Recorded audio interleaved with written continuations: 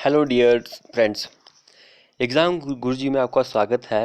आज का जो हमारा टॉपिक है इसमें हम पार्ट 11 शुरू कर रहे हैं हिमाचल प्रदेश जेई के लिए।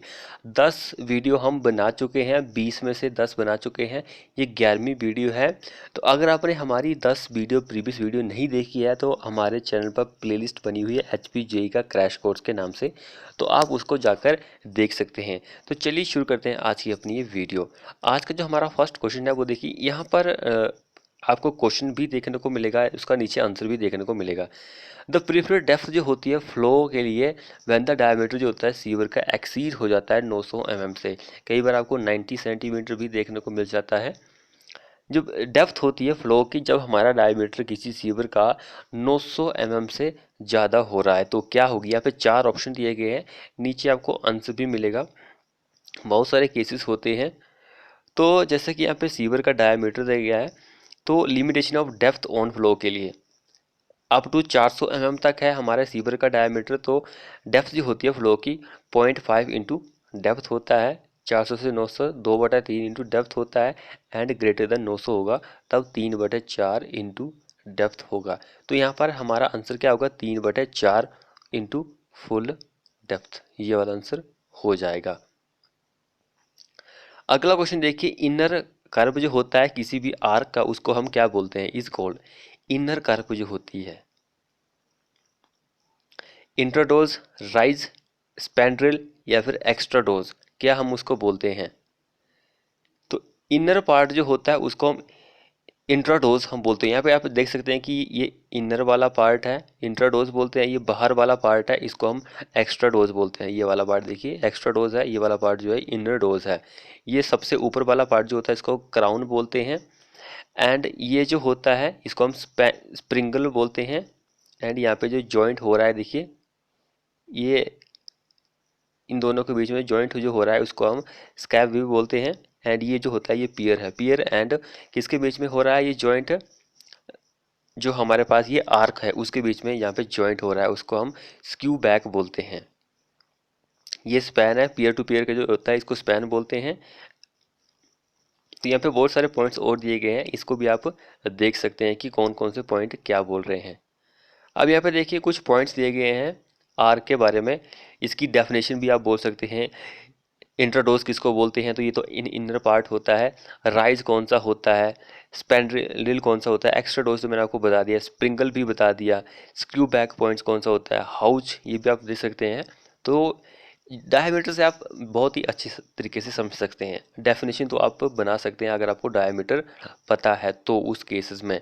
अगला यहाँ पे पॉइंट देखिए हमारे पास क्या है, arrangement made to support an unsafe structure temporary is known as. Unsafe structure जो होता है उसको शोरिंग बोलते हैं, स्कैफ फोल्डिंग बोलते हैं, अंडरपिनिंग या फिर जैकिंग हम बोलते हैं। क्या हम उसको बोलते हैं, यहाँ पे उसका आंसर भी दिया गया है। आपको क्या करना है कि ये इस वीडियो में होमवर्क के लिए क्वेश्चन है आपके लिए। प्रीवियस वीडियो में भी हमने आपको दिया था, इस वीडियो में भी दे रहा हूँ, क्या हम उसको बोलते हैं।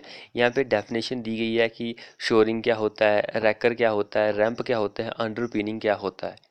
इनमें से आपको बताना है कि ये कुछ का आंसर था। अगला क्वेश्चन देखिए, dog legged stair also known as. Dog legged stair जो होती है उसका एक और नाम है, वो है हाफ टर्न स्केयर। ये वाला आंसर हमारा बिल्कुल सही हो जाएगा। यहाँ पे डॉग लेगेड स्टेयर के बारे में कुछ और भी पॉइंट्स बताए गए हैं,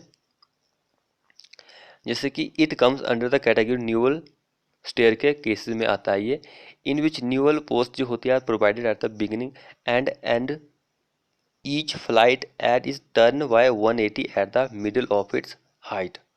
तो ये पॉइंट्स इंपॉर्टेंट है एग्जाम के पॉइंट ऑफ व्यू से। नेक्स्ट यहाँ पे देखिए कुछ ब्रिक्स के पॉइंट्स दिए गए हैं कि क्या उसकी डेफिनेशन, जैसे कि स्ट्रक्चर की डेफिनेशन क्या होती है, लॉन्गेस्ट फेस होता है, हेडर क्या होता है, ये laid perpendicular to the face of wall, frog कहाँ पर होता है, ये एक डिफ्रेक्शन होता है ब्रिक के टॉप पर, तो ये prevent displacement of brick above. Rise क्या होती है, एक शार्प कॉर्नर एज होती है ब्रिक की, ऐसे ही क्यून क्या होता है, क्लोजर क्या होता है, बैड एंड परफेक्ट। ये पॉइंट्स भी इंपॉर्टेंट है एग्जाम के पॉइंट ऑफ व्यू से। अगला देखिए, फ्लोर कंस्ट्रक्शन विथ 4 से 6 mm का मार्बल चिप से, उसको हम कौन सा फ्लोर बोलते हैं। तो यहाँ पे 4 फ्लोर्स दिए गए हैं, कौन सा फ्लोर होता है, यहाँ पे आंसर भी प्रोवाइडेड है। तो जैसे कि देखिए यहाँ पे ट्राइजो फ्लोरिंग की क्या होती है, इसमें कंक्रीट होता है, कंक्रीट का बेड होता है, मोटार का बेड होता है 1 सेंटीमीटर का, जिसका रेशो 1:3 रेशो होता है। मेटल स्ट्रिप होती है, मार्बल चिप्स जो होता है 3 से 6 mm का होता है। एंड मोसिक फ्लोर जो होता है इसमें कंक्रीट की लेयर्स होती है। मार्बल फ्लोरिंग क्या होती है, इसमें मार्बल टाइल्स होती है 20 से लेकर 25 mm की। तो हमारा यहाँ पे टेराजो फ्लोरिंग इस क्वेश्चन का आंसर बन जाता है। उसके बाद यहाँ पे डोर के बारे में बताया गया, होल्ड फास्ट के बारे में बताया गया है, डोर फ्रेम के बारे में बताया गया है, रो पुल के बारे में बताया गया है। मेंस इंपॉर्टेंट ये है डोर्स कहाँ पर यूज किए जाते हैं। रिवॉल्विंग डोर जो होता है वो हम गैराज वर्कशॉप में यूज करते हैं। स्लाइडिंग डोर जो होता है एयर कंडीशनर में हम यूज करते हैं। स्विमिंग डोर जो होता है रेजिडेंशियल बिल्डिंग में हम यूज करते हैं। फोल्डिंग डोर जो होता है कवरिंग द लार्ज ओपनिंग, यहाँ पर हम इनको यूज करते हैं क्योंकि यहाँ से क्वेश्चन जो है HPJ में पूछा गया है, इसलिए ये मैंने आपको बताया है अभी। ये वाले जो हैं ये आप खुद से भी कर सकते हैं क्योंकि यहाँ से क्वेश्चन बनने के चांसेस भी हैं, आ भी सकते हैं नहीं भी आ सकते हैं, क्योंकि जहाँ से क्वेश्चन आए हुए होते हैं वहाँ से डेफिनेटली क्वेश्चन जो है आते ही आते हैं। लिंटर देखिए, लिंटर क्या होता है, एक ओपनिंग होती है जिसको हम डोर्स विंडो के ऊपर प्रोवाइड करते हैं, वेंटिलेशन के ऊपर भी हम प्रोवाइड करते हैं। इंपॉर्टेंट पॉइंट है कि सील्स, सील्स आपको पता है कि एक जो हमारे पास फ्रेम होती है डोर या विंडो की, उसका जो नीचे वाला पार्ट होता है उसको सील हम बोलते हैं। वेदर शेड या फिर छज्जा, तो यहाँ पे कुछ पार्ट्स दिए गए हैं विंडो के, तो ये आप देख सकते हैं। सेक्शनल व्यू देखिए इसका, RCC लिंटर कहाँ पर होता है, इसको हम वाटर शेड भी बोलते हैं। ये वाला देखिए वाटर शेड है। ये कोरबल देखिए यहाँ पर, वॉल्स है, स्टीयरिंग कोर्ट्स है, ये सील है। विंडो फ्रेम यहाँ पे देखिए रिवेल है।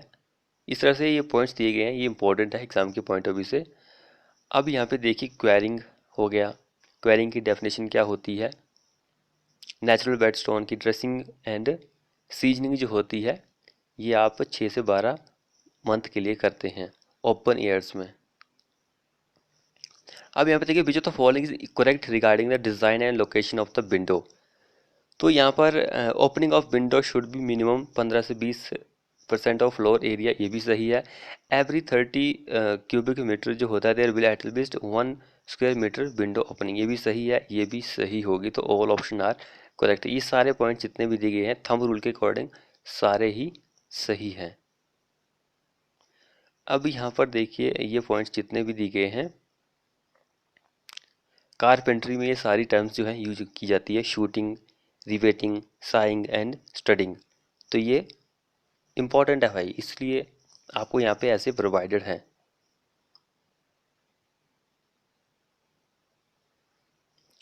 नेक्स्ट देखिए, for which of the following is an ideal warehouse is provided.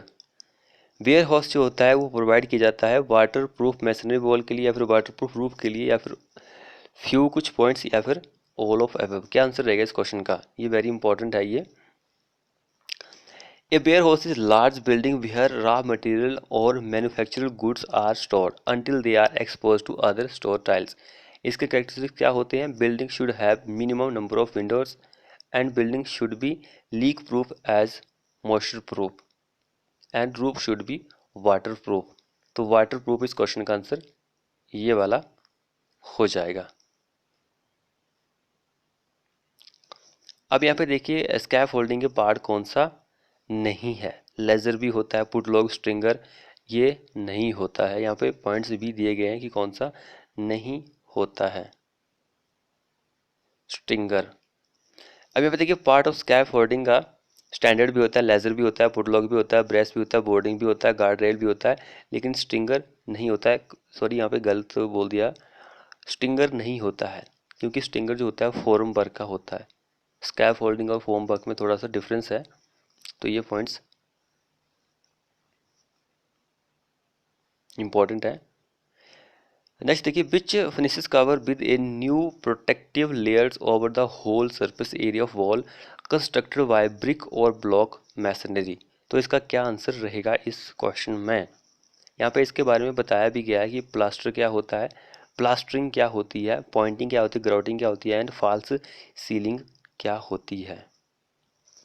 अगला पॉइंट देखिए, यहाँ पे जिप्सम के बारे में बताया गया है। जिप्सम जो होता है इसे बेसिकली हाइड्रेटेड कैल्शियम सल्फेट होता है। ये रिटार्डर की तरह काम करता है सीमेंट में एंड सेटिंग टाइम को इंक्रीज करता है। And where setting time of cement require to be more, gypsum आप उसमें ऐड कर देते हैं 3 से 4% ऑर्डिनरी पोर्टलैंड सीमेंट में ऐड करते हैं and reduce by 2.5% in quick setting cement. Quick setting cement में आप 2.5% रिड्यूस कर देखिए। देखिए आपको ये पॉइंट जो है यहाँ पर सीखने को मिला है कि आप क्विक सेटिंग सीमेंट में 2.5% तक रिड्यूस कर देते हैं। अब यहाँ पे देखिए वेरियस टेस्ट दिए गए हैं एग्रीगेट के ऊपर विद आई स्कोर के अकॉर्डिंग उसके। अब यहाँ पे देखिए टेस्ट दिए गए हैं, इसकी प्रॉपर्टी दी गई। क्या प्रॉपर्टी? क्रशिंग स्ट्रेंथ टेस्ट जो होता है क्रशिंग स्ट्रेंथ को फाइंड आउट करता है एग्रीगेट की, कौन से आइस कोड में आता है, यहाँ पर ये दिया गया है। लॉस एंगल एब्रेशन टेस्ट जो होता है हार्डनेस को फाइंड आउट करता है, ये उसका आइस कोड है, इसको देख लीजिए। इम्पैक्ट टेस्ट जो होता है टफनेस को फाइंड आउट करता है, ये इसका आइस कोड है। Soundness test accelerated durability test जो होता है ये ड्यूरेबिलिटी को भी फाइंड आउट करता है, ये इसका आइस कोड है। बाकी शेप टेस्ट जो होता है ये शेप फैक्टर को डिफाइन करता है एग्रीगेट का, ये इसका आइस कोड है। Specific gravity test and water absorption test जो होता है स्पेसिफिक ग्रेविटी एंड पोरोसिटी को डिफाइन करता है, ये इसका आइस कोड है। स्ट्रिपिंग वैल्यू ऑफ एग्रीगेट ये एवरेशन टू बिचुमन को फाइंड आउट करता है, ये इसका आइस कोड है। अगले पॉइंट देखिए, rapid hardening cement has high lime content and can be obtain by increasing tri calcium silicate content but is normally obtain from OPC clinker by fine grinding. इसका specific surface area की अगर हम बात करें तो OPC के लिए 2250 होता है एंड रैपिड हार्डनिंग के लिए 3250 होता है। दोनों के केस में ग्रेटर देन रहेगा सेंटीमीटर स्क्वायर पर ग्राम, दोनों के केस में रहेगा। अब यहाँ पे देखिए इनिशियल सेटिंग के टाइम के बारे में बताया गया है। इस time period between the time water is added to cement and the time at which 1 mm square section needle fails to penetrate the cement paste placed in the wickets mold 5 to 7 mm from the bottom of the mold before cementing. Setting time test, the consistency test is done to obtain। जब आपको consistency setting test करते हैं उससे पहले आपको consistency test करना होता है ताकि ऑब्टेन सके water required to given paste normal consistency.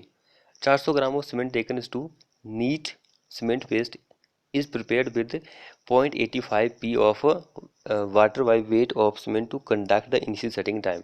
तो ये पॉइंट्स मैंने आपको पिछले वीडियो में भी करवाया था। इंग्लिश बॉन्ड फ्लेमिश बॉन्ड ये वेरी इंपॉर्टेंट है, यहाँ पे क्या क्या डिफरेंस है आप यहाँ पे डिफरेंस निकाल सकते हैं। अगर ऐसे पॉइंट्स आपको मिल रहे हैं तो कितना अच्छा रहेगा। आपने कई यूट्यूबर देखे होंगे जो सिर्फ मॉक टेस्ट ही करवाते हैं लेकिन डिफरेंस नहीं आपको ऐसे दिखाते हैं। तो यहाँ पे देखिए मैं आपको डिफरेंस भी दिखा रहा हूँ कि इंग्लिश बॉन्ड क्या होता है, फ्लेमिश बॉन्ड क्या होता है, इन दोनों में क्या डिफरेंस है। तो यहाँ पे देख सकते हैं कि डिफरेंस क्या क्या है। नेक्स्ट देखिए यहाँ पे कॉमन नेम दिया गया है एंड केमिकल फॉर्मूला दिया गया है, फिर कंपाउंड नेम दिया गया है। लाइमस्टोन का देखिए कैल्शियम कार्बोनेट होता है। क्लोराइड ऑफ लाइम का देखिए कैल्शियम हाइपोक्लोराइड होता है एंड चौक पोट जो होता है इसका भी कैल्शियम कार्बोनेट ही होता है। केमिकल नेम फॉर्मूला भी आप देख सकते हैं, यहाँ पर ये वाले फॉर्मूले हैं। अब यहाँ पे देखिए barium sulphate and calcium carbonate in paints are. Paint में ये दो चीज़ें जो हैं ये क्या होती है, अडल्ट्रेंट होती है, ड्रायर होती है, बेस होती है, फिर थिनर होती है। तो ये दो चीज़ें जो होती है वो अडल्ट्रेंट होती है। यहाँ पे कुछ पॉइंट्स भी दिए गए हैं कि कौन सी अडल्ट्रेंट होती है, कौन सी थिनर होते हैं, कौन से ड्रायर, कौन से बेस होते हैं। तो ये आप पढ़ सकते हैं, drier, thinner, drier, base, adulterant. तो ये इंपॉर्टेंट पॉइंट्स है एग्जाम के पॉइंट ऑफ व्यू से, वेरी वेरी इंपॉर्टेंट है ये। नेक्स्ट देखिए क्वेश्चन क्या बोल रहा है, which of the following is effect of cold weather on concrete. Cold weather का कंक्रीट पर क्या इफेक्ट पड़ता है। इससे क्या होता है कि सेटिंग टाइम जो होती है उसमें डिले होती है, हार्डनिंग में भी डिले होती है। Freezing of concrete at early age, जल्दी हमारा कंक्रीट फ्रीज हो जाता है एंड फ्रीजिंग एंड थाव का इफेक्ट तो देखने को मिलता ही मिलता है। इसलिए ऑल ऑफ अबव आंसर सही हो जाएगा। ये सारे पॉइंट्स इसी से रिलेट करते हैं। अगला देखिए आपको ग्रेडियंट के बारे में पता होना चाहिए क्योंकि रूलिंग ग्रेडियंट होता है, लिमिटिंग ग्रेडियंट होता है, एक्सेप्शनल ग्रेडिंग होता है। तो अगर आपको यहाँ से परसेंटेज में वैल्यू पूछ ली जाए कि परसेंटेज में वैल्यू क्या होती है प्लेन रोलिंग के लिए, हिली के लिए, स्टीप के लिए, तो कौन से केस में कितनी परसेंटेज में वैल्यू होती है, तो रूलिंग के लिए प्लेन या फिर रोलिंग के लिए 3.3 होती है, 5 होती है, लिमिटिंग के लिए एंड एक्सेप्शनल के लिए 6.7 होती है।